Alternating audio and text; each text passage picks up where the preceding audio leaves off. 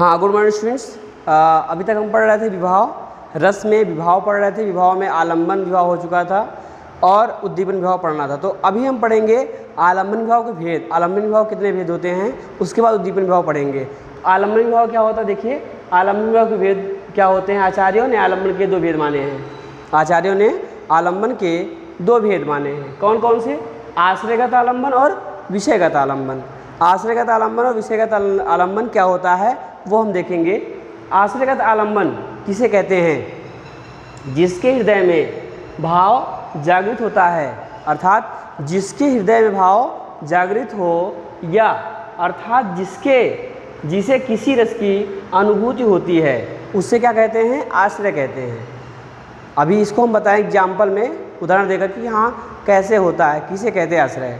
तो हमने पढ़ा पहले आश्रयगत में कि जिसे देखकर जिसके हृदय में भाव जागृत होता है, अर्थात जिसे किसी रस की अनुभूति होती है, उसे क्या कहा जाता है? आश्रय आलम्बन कहा जाता है। ठीक है, क्लियर हुआ? आगे देखिए विषयगत आलम्बन।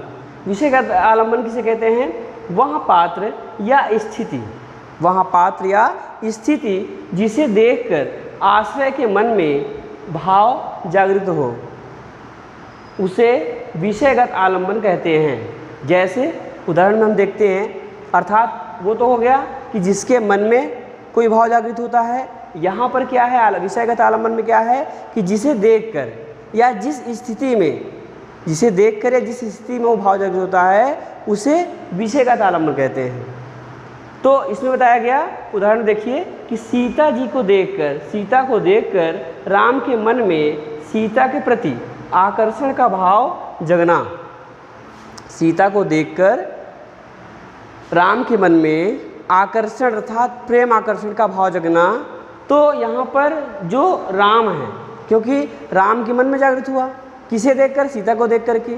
तो जब राम के मन में जागृत हुआ सीता को देख करके, तो उस समय वह स्थिति जो थी, जब वो फुलवारी में फूल तोड़ने गए थे, उस समय की जब सीता जी को राम देखते हैं, तो राम के मन में सीता के प्रति प्रेम आकर्षण का भाव उत्पन्न होता है। तो जब सीता जी को उन्होंने देखा, तो उस जगह की स्थिति, अर्थात उस समय वन उपवन फूल खिले हुए थे, तो सुगंधित जो है फूल सुगंधित वहाँ लगे हुए थे और शीतलता थी वहाँ पर, और सुंदर स्त्री अर्थात सीता जी को देखा।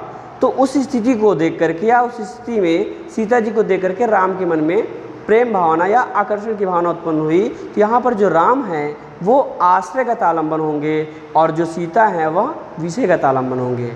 Thank you class. अब नेक्स्ट में हम पढ़ेंगे उद्दीपन। Okay, thank you class, bye.